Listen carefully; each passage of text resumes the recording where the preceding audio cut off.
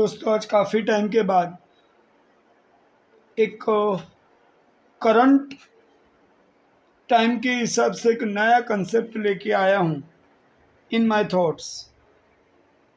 Khalistan, past and present.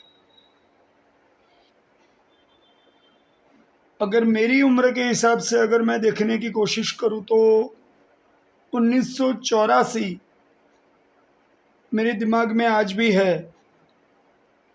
दोपहर 12 बजे school में मुझे पता चला, तब मेरी उम्र 14 साल थी। मुझे पता 14 नहीं 12 साल थी, यस। मुझे स्कूल में पता चला कि हमारे देश की प्रधानमंत्री इंदिरा गांधी की हत्या हुई। अब 12 साल की एज के बच्चे के लिए नॉर्मली आप समझ सकते हो, ये जानना बड़ा क्यूरियस होता है कि देश के प्रधानमंत्री को कोई क्यों मार डालेगा। और तब मैंने घर आके मेरी माता जी से बात की, मेरे नाना जी से बात की। तब उन्होंने मुझे बताया कि जिस कंडीशन में उनकी डेथ हुई उसकी शुरुआत 1970 से होती है। तब मैंने पूछा कि भाई 1970 में ऐसा क्या हुआ। उन्होंने मुझे बताया कि देश में एक उस जमाने के हिसाब से एक सिख साधु भिंद्रानवाले,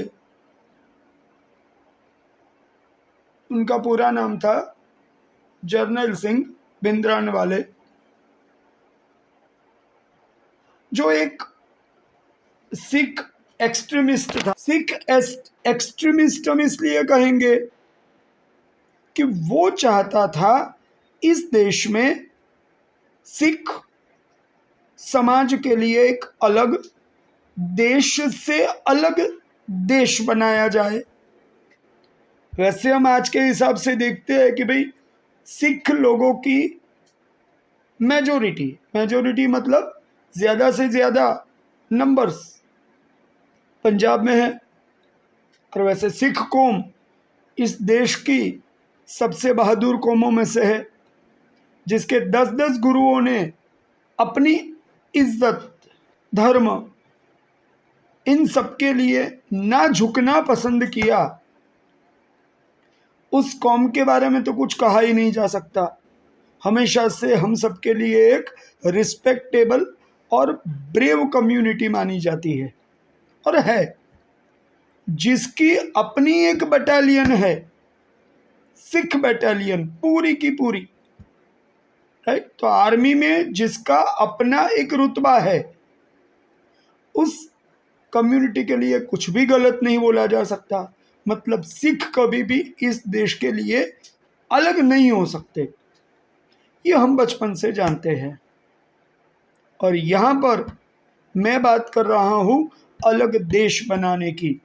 तो इसका मतलब क्या हुआ? सिख देश जो न कभी किसी गुरु ने मांगा था। हाँ, राजा रणजीत सिंह, मैं थोड़ी उसके हिस्ट्री में बात करूंगा। राजा रणजीत सिंह इस देश के एक ऐसे सिख रूलर हुए जो 1947 से पहले, जब भारत विभाजित नहीं था। कई बार पाकिस्तान के कई यूट्यूबर्स ऐसा भी बोलते हैं कि दो देश एक साथ बने। तब मैं उस बात को यहीं पर उसका खंडन करना चाहता हूं कि ये दो देश नहीं बने थे, देश तो एक ही था, उसमें से नया एक बना था। और जो नया बना था वो था पाकिस्तान, जबकि पुराना हिंदुस्तान जो आज हमारा भारत है, तब वो था और आज भी है। पहले उसको हिंदुस्तान कहा जाता था। इसका मतलब ये नहीं है कि वो भारत नहीं था, भारत तो पहले भी था। हमारे देश के बारे में ये कहा जाता है, सारे जहां से अच्छा हिंदुस्तान हमारा, हम बुलबुलें हैं उसकी, वो गुलसिता हमारा।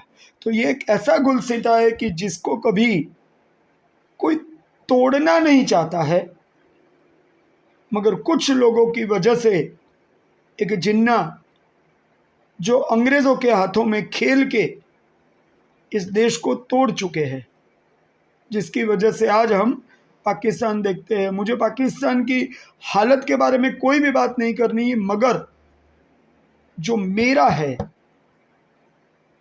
वो पंजाब, जब उसी पाकिस्तान के आईएसआई के लोगों की वजह से हमसे अलग करने की कोशिश हो रही है, तब मुझे ये बात करनी ज़रूरी लगती है। तो 1839 से पहले राजा रणजीत सिंह के हाथ में था वो देश, एक पंजाब राज्य था। तब तो हर एक राजा रजवाड़ाओं का अपना प्रिंसली स्टेट हुआ करता था, तब तो हर एक के अपने एरिया में कंट्रोल थे। वही एक सिख स्टेट जिसकी पावर सारी राजा रणजीत सिंह के हाथ में थी, द ग्रेट वॉरियर किंग महाराजा रणजीत सिंह। तब से लेके इस देश में सिख कम्युनिटी की एक इज्जत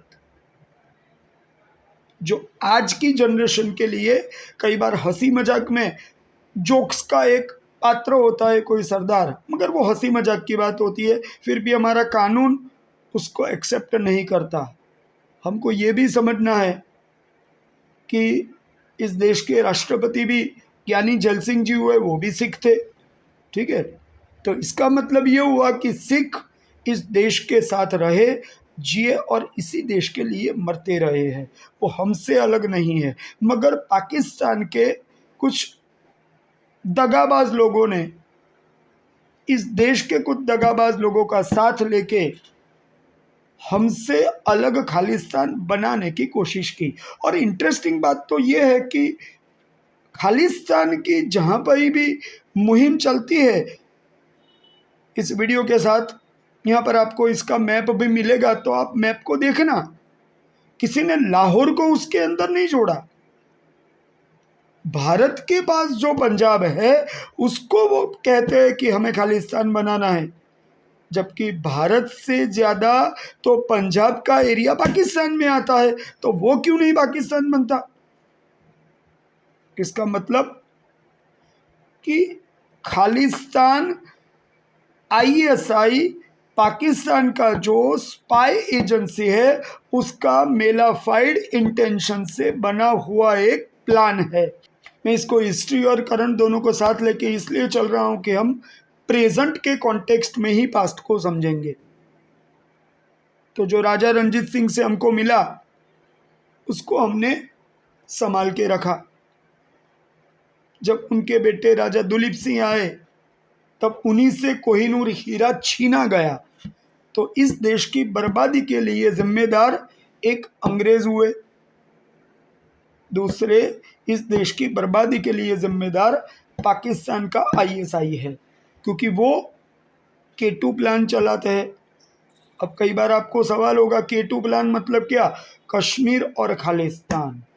अब देखिए उसके स्पेलिंग को अपने हिसाब से नोट में लिख के, प्लान K2 कश्मीर की जो हालत है उसका वीडियो हम बाद में देखेंगे, पूरा एक सीरीज चलेगी।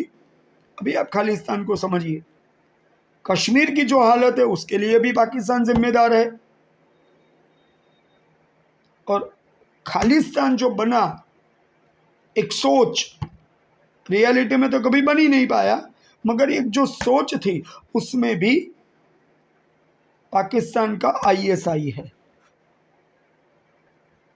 अगर हम सिख कम्युनिटी का हिंदू कम्युनिटी के साथ एसोसिएशन देखें, यहाँ पर मैं एक वर्ड का ऑब्जेक्शन कर रहा हूँ,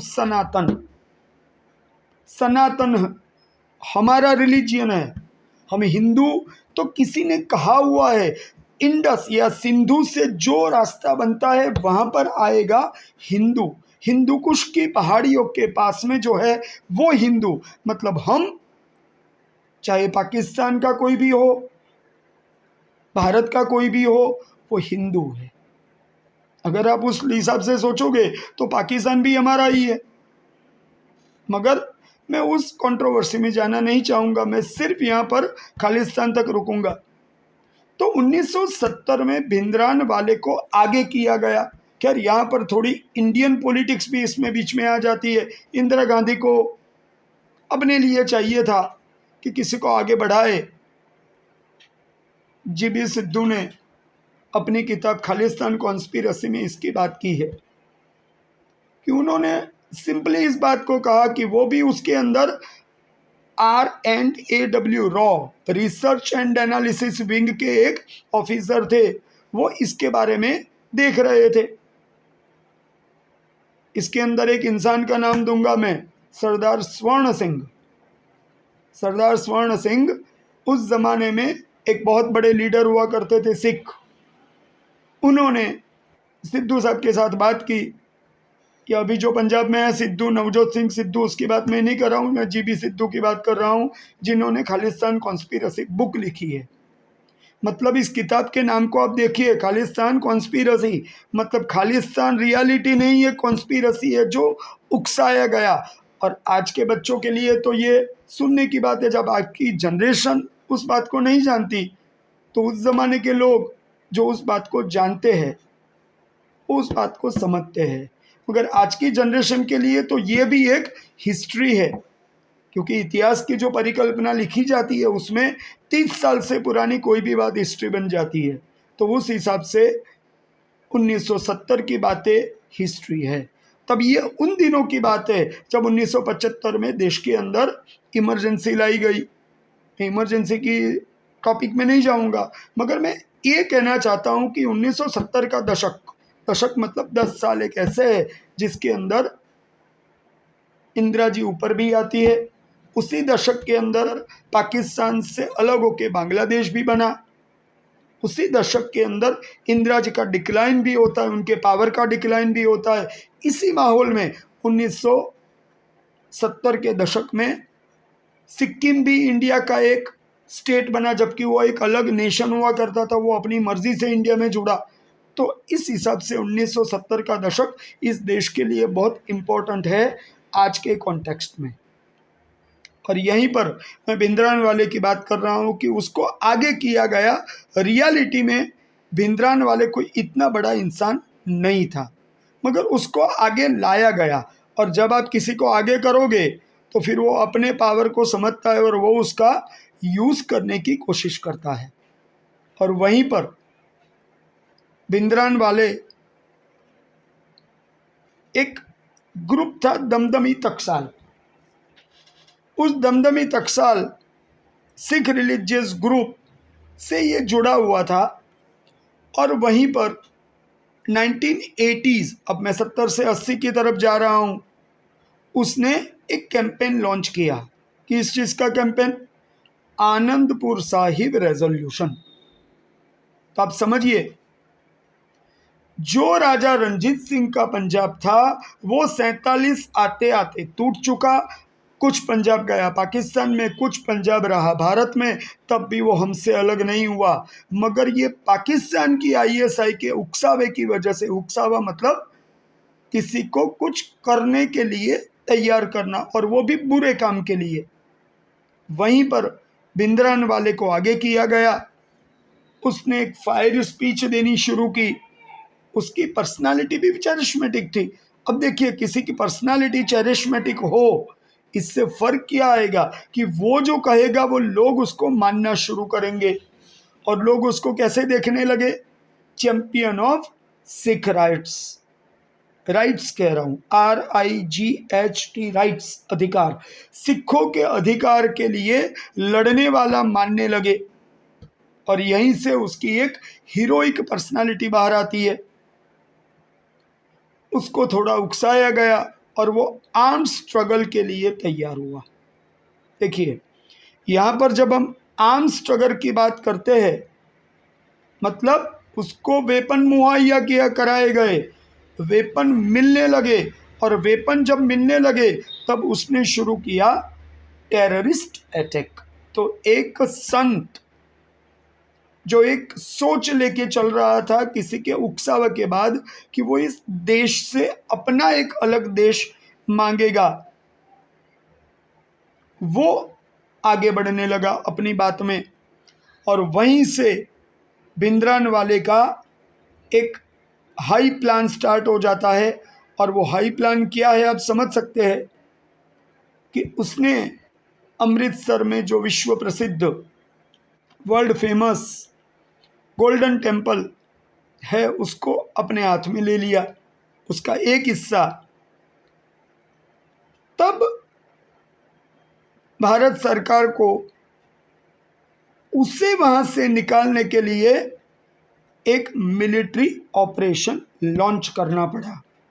और ये जो मिलिट्री ऑपरेशन लॉन्च किया गया वो मिलिट्री ऑपरेशन कहा जाता है operation blue star.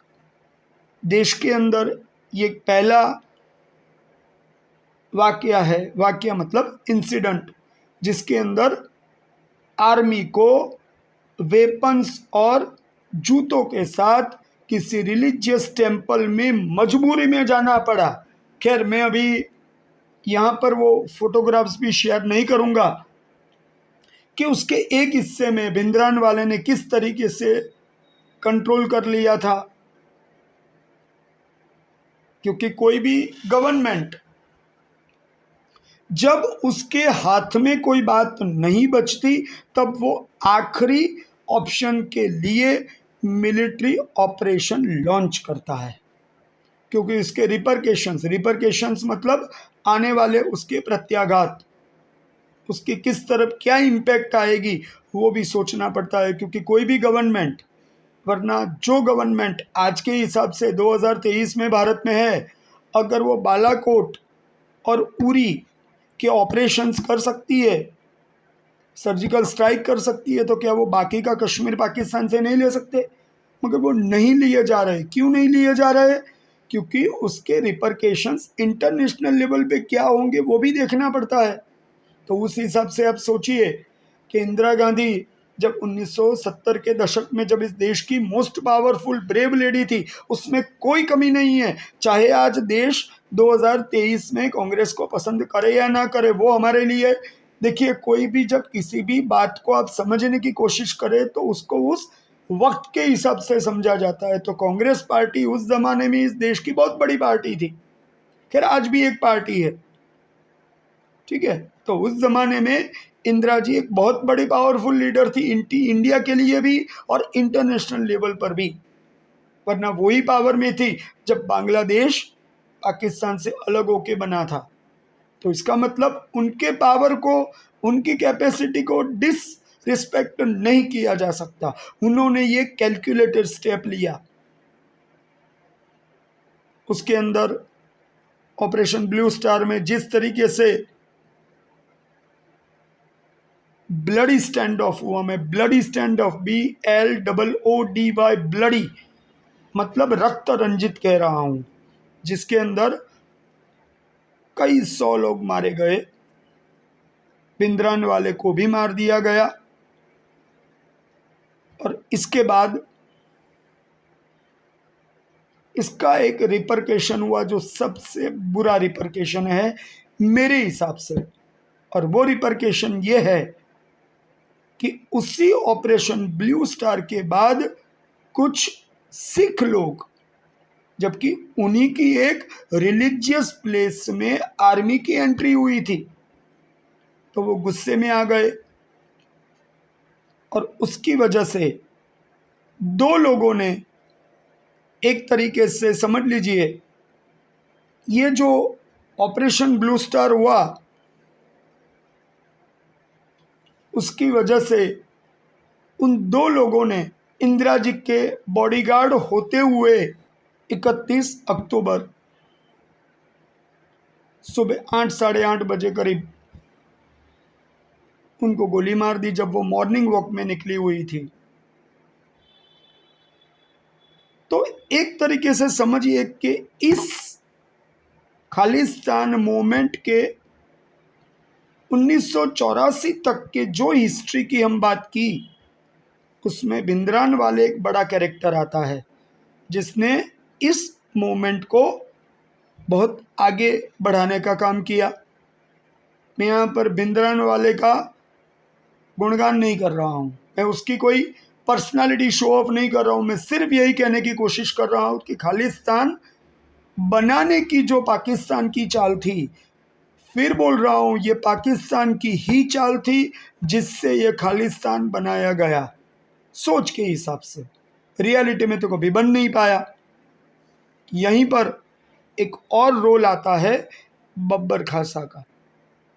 Babbar Khalsa एक रिलीजियस ग्रुप है जिसने, इसको मैं दूसरे वर्ड्स में कहूँ तो प्रोमिनेंट मिलिटेंट ग्रुप माना जा सकता है, जिसने खालिस्तान मूवमेंट के लिए अपनी तरफ से वायोलेंट एक्ट किए और उसकी वजह से इंडिया में 1980 और 1990 के 2 दशक में कई लोगों ने और सिक्योरिटी फोर्सेस के पर्सनल्स ने, सिविलियंस मतलब आम लोगों ने अपनी जिंदगियां गंवाई। तो एक तरीके से समझ लीजिए, इस देश ने अपने आप को बचाए रखने के लिए बहुत कुछ कुर्बानियां दी है। कुछ पॉलिटिशियंस के कहने की वजह से ये कुर्बानियां ज़ाया नहीं जा सकती। ज़ाया मतलब बेकार नहीं जा सकती। तो हमें ये समझना है कि ये देश बचाने के लिए कितने लोगों ने कुर्बानियां दी। इंदिरा जी ने जब इतना बड़ा स्टेप लिया होगा तो क्या उनको या आने वाले रिपरकशन के बारे में पता नहीं होगा? तो इस देश के अंदर कई लोगों ने जानकर, कई लोगों ने अनजाने में आज़ादी के वक्त अपनी जिंदगियां कुर्बान की। कई लोगों ने वक्त वक्त पर अपने कुछ पॉलिटिकल पर्पसेस को लेके जो कुछ आगे बढ़ाने की कोशिश की, वो आगे जाके उन्हीं को समेटना पड़ा, जिसके अंदर मैं खालिस्तान मूवमेंट की बात कर रहा हूँ। तो एक तरीके से समझिए, भिंद्रनवाले को आगे बढ़ाने वाला कौन? Indian politicians. भिंद्रनवाले को बाहर से सपोर्ट किसका मिला? पाकिस्तान की ISI का। और उसी की वजह से ये खालिस्तान मूवमेंट शुरू हो चुका था। वो तो उससे पहले की बात है, 1940 के दशक की बात है, मगर तब से लेके 1970 तक इतना ज़्यादा नहीं फैला था, मगर 1970 के बाद ये फैलने लगा। हाँ, कनाडा के अंदर भी इसको कुछ सपोर्ट मिल रहा था। वो आने वाली सीरीज़ में, इस सीरीज़ का दूसरा एपिसोड हम जब करेंगे तब हम इसकी बात करेंगे। आज मैं यहाँ पर बब्बर खालसा तक रोकता हूँ, अगले वीडियो में इससे आगे जाऊँगा और अमृतपाल तक की बात हम करेंगे। थैंक यू दोस्तों। अगर आपको ये अच्छा लगा है तो इसके दूसरे वीडियो को भी आप देखिएगा और अपने दोस्तों में शेयर कीजिए as a information and knowledge. Please subscribe, like and share. मेरे सारे वीडियोस, मेरी चैनल को आप लाइक कीजिए, शेयर कीजिए, सब्सक्राइब कीजिए और उसका बेल आइकन आप दबा दीजिए, तो जितने वीडियोस आती रहेंगे। मैं वैसे भी बहुत कम वीडियोस बनाता हूँ।